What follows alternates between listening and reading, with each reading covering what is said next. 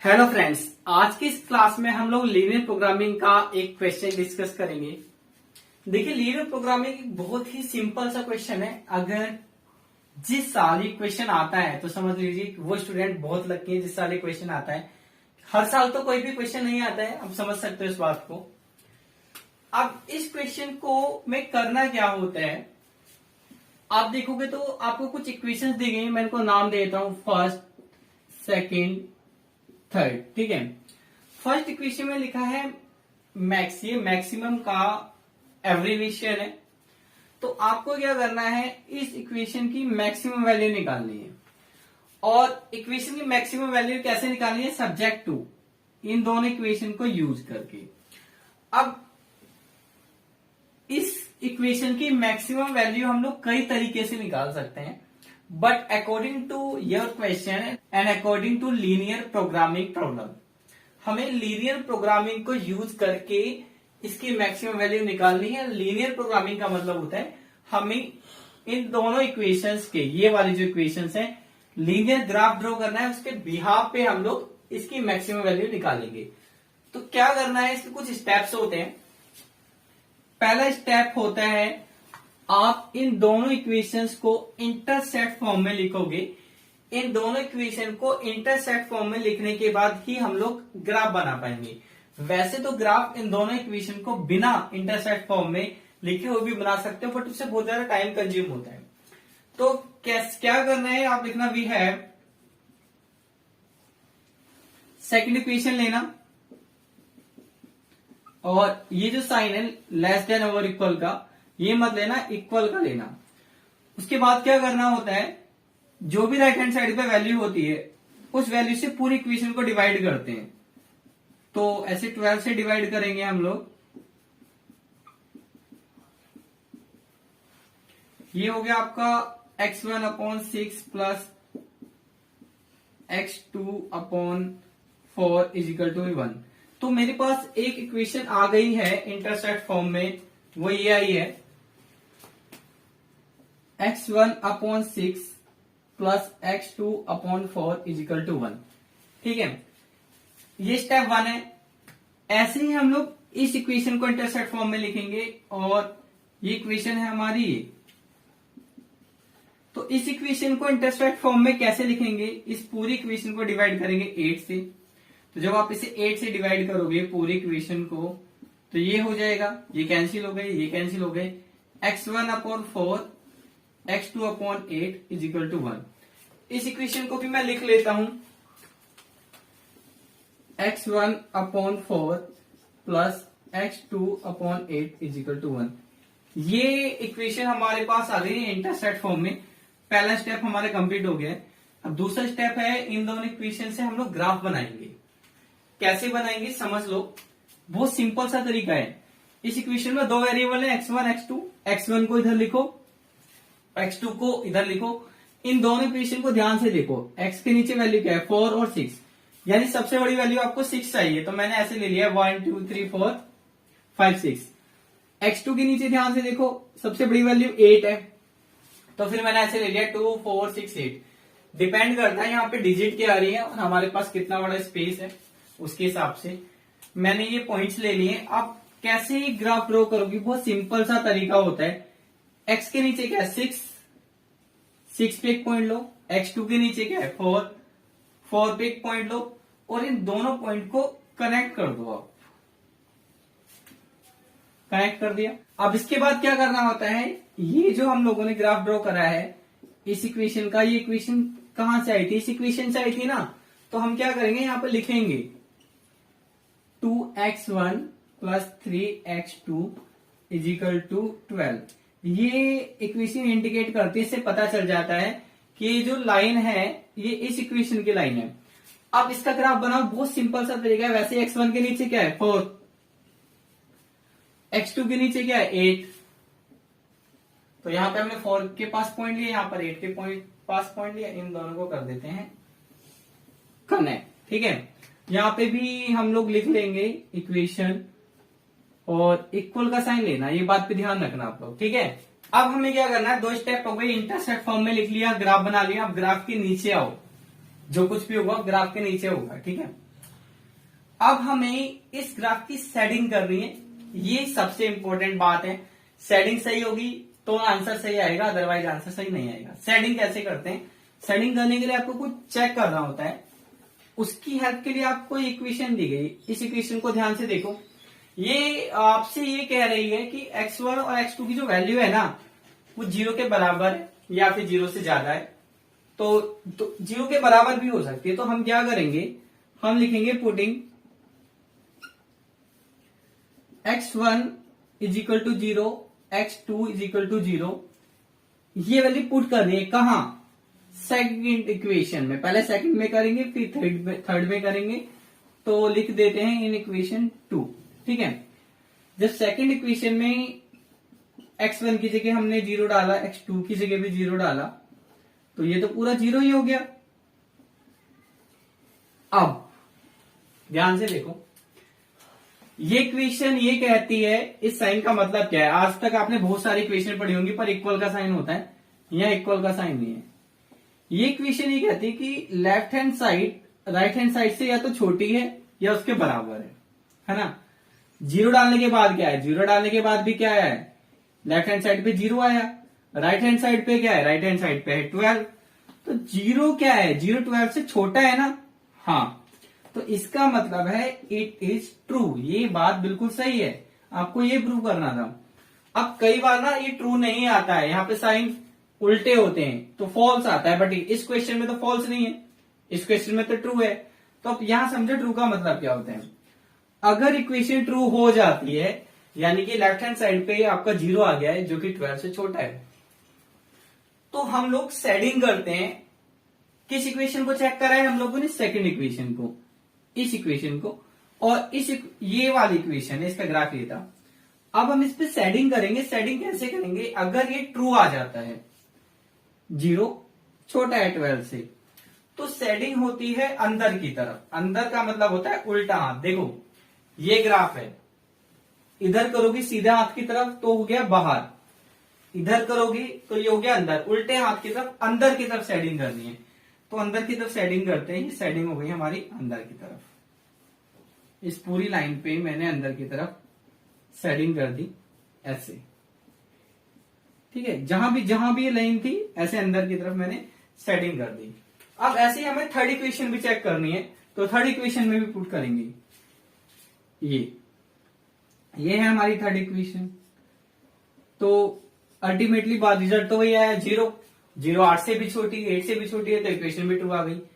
अब ये जो थर्ड इक्वेशन है इसकी ये लाइन है, तो इसका भी साइड कैसा आएगा? अंदर की तरफ यानी उल्टे हाथ की तरफ। एक और बात, जैसे मैंने ऐसे करा था ना किस साइड, तो ऐसे मत करना, उसको कुछ डिजाइन ऐसे और दे देना, थोड़ा तिरछा कर देना। उससे क्या होगा मैं बताऊंगा, उसका भी क्या फायदा होगा। मैंने थोड़ी तिरछा ले लिया इस बार, इसका सेट भी अंदर की तरफ आया है।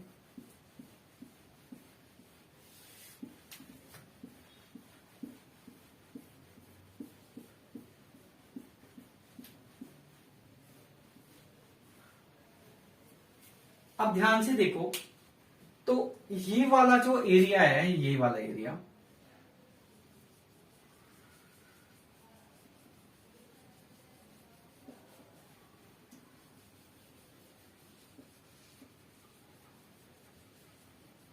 इसमें कुछ बॉक्सेस बन गए। यहाँ पे सीधी सीधी लाइन दिख रही है, यहाँ पे भी सीधी सीधी लाइन दिख रही है। इस वाले एरिया में कुछ बॉक्सेस बन गए हैं। यानी हुआ क्या है, इस एरिया को पहले नाम देते हैं ओ ए बी और सी पॉइंट। ठीक है, तो अगर आप ओ ए बी और सी पॉइंट इनके बीच में देखोगे तो इस एरिया में दोनों लाइन की कॉमन शेडिंग आ रही है। यही आपको ढूंढना होता है, ये आपका इंपॉर्टेंट काम होता है। हमें क्या ढूंढना होता है? Common shading. अगर मैं इस वाले एरिया को देखूं, देखो इस वाले एरिया में आपको साफ पता है इस दोनों इक्वेशन की शेडिंग अंदर की तरफ गई थी, तो इस पूरी एरिया में ये वाला जो एरिया है, ये वाला, ये जो ऊपर का ट्राइंगल बन रहा है, ये वाला एरिया, ये इस एरिया में नीचे वाली लाइन की साइड तो है ही नहीं, क्योंकि तो नीचे गई है, तो ये एरिया तो कॉमन हो ही नहीं सकता। यहाँ पे दोनों की शेडिंग आ नहीं रही है। कॉमन का मतलब क्या है? कॉमन शेडिंग का मतलब है जहां पे दोनों लाइन की शेडिंग आई। तो इस एरिया में सिर्फ इस लाइन की शेडिंग है, इस वाली लाइन की शेडिंग नहीं है, तो ये एरिया तो कॉमन है नहीं। ऐसे अगर मैं इस वाले ट्राइंगल की बात करूं, ये वाला जो हमारा ट्राइंगल बन रहा है, ये इसमें इस लाइन की सेटिंग है, इस लाइन की नहीं है, क्योंकि इसके नीचे नीचे ऊपर नहीं गई। और बाकी आपको पता तो चल गया है, यहाँ पे इस वाले एरिया में क्रॉस बन गया है। तो जो कॉमन एरिया आएगा बाद में पेंसिल से इसको डार्क कर लेना। मैं डार्क नहीं कर रहा हूं, मैं क्या कर रहा हूं, मैं इस वाले एरिया को रफ कर रहा हूं। आपको एग्जाम में से रफ नहीं करना है, आपको इस वाले एरिया को डार्क करना है। मैं इसलिए कर रहा हूं, बड़ी घिचपिच सी हो गई है, आगे मुझे भी काफी काम करना है इसमें, तो फिर समझने में दिक्कत होगी। ठीक है, यहां तक तो आप लोगों को समझ में आ गया होगा आई थिंक। अब करना क्या है, ये मैं रफ कर देता हूं। अब देखिए हमें करना क्या है, हमें कॉर्नर पॉइंट की जरूरत है। कॉर्नर पॉइंट, कॉर्नर पॉइंट क्या होता है, कॉर्नर पॉइंट आपको x1 और x2 की वैल्यू बताता है। तो हम एक टेबल बनाएंगे, आप भी एक टेबल बनाओगे एग्जाम में, ये आपका लास्ट स्टेप है। ठीक है, ये हो गए कॉर्नर पॉइंट। और यहाँ पे ये वाली जो इक्वेशन है, इस इक्वेशन को लिख देना 6x + 7x2। इसको मैं रफ कर देता हूं, इसका कोई काम है नहीं। अब कॉर्नर पॉइंट क्या है, पहला कॉर्नर पॉइंट है हमारा O, यहां लिख लेते हैं O पॉइंट पर x1 और x2 दोनों की वैल्यू 0 0 होती है। ठीक है, दूसरा पॉइंट है हमारा A पॉइंट पे x1 की वैल्यू क्या होगी और x2 की वैल्यू क्या होगी, ये समझते हैं। देखो ये वाली जो लाइन है, जिसको हम लोग y एक्सिस कहते हैं या फिर वर्टिकल एक्सिस कहते हैं, यहां पर हमने x2 को दिखाया है। इस पूरी लाइन पे किसी भी पॉइंट पर x1 की वैल्यू कुछ भी नहीं होगी, x1 की वैल्यू 0 होगी पूरी लाइन पे। तो इस A पॉइंट पे x2 की वैल्यू तो 4 है और x1 की वैल्यू क्या है, 0 है। ऐसे ही अगर हम इस लाइन पे देखें, तो इस लाइन पे हॉरिजॉन्टल एक्सिस पे हमने x1 को दिखाया है, x एक्सिस पे। इस पूरी लाइन पे x2 की वैल्यू 0 होगी। तो ये पॉइंट कौन सा है, C पॉइंट। ठीक है, C पॉइंट को देखोगे तो x1 की वैल्यू तो 4 आ गई और आपकी x2 की वैल्यू क्या है, 0। क्यों, क्योंकि इस पूरी लाइन पे x2 की वैल्यू 0 होगी। अब ये पॉइंट और बचा हमारे पास, इस पॉइंट को नाम दे देते हैं हम लोग, यहां दे दिया था A, ये पॉइंट है सॉरी B नाम देते हैं इसको।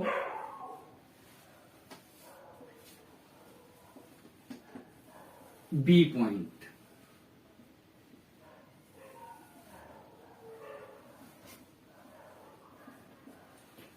अब देखो जो B पॉइंट है, वहां पे जैसे वैल्यू यहाँ 4 थी, यहाँ 0 0 थी, यहाँ 4 था, यहाँ कुछ दिख नहीं रहा है। बट जब आप ग्राफ पेपर पे बनाओगे ना, आप एग्जाम में डिमांड करना ग्राफ पेपर की। अगर दे देते हैं तो ठीक है, नहीं देते तो फिर ऐसे ही बनाना, पर ग्राफ बनाना पेंसिल से। ठीक है, तो अगर मैं एक अंदाजा बताऊं तो यहां पर हमारी x1 की वैल्यू 3 आ रही है क्या, और x2 की वैल्यू क्या आ रही है, 2। 3 और 2। बट आप ऐसे लिख नहीं सकते हो, गलत भी आ सकती है। हमें करना क्या पड़ेगा इसके लिए, इसके लिए हमें जो हमारी इक्वेशन सेकंड थी और थर्ड थी, ये उनके तो ग्राफ हैं, ये इक्वेशन और ये इक्वेशन 2x1 + 3x2 = 12 और 2x1 + x2 = 8। ये दोनों लाइन जो है इन इक्वेशन की है। तो इस पॉइंट पे ये दोनों एक दूसरे को काट रही हैं, मतलब इस पॉइंट पर ये दोनों इक्वेशन भी एक दूसरे को काट रही हैं।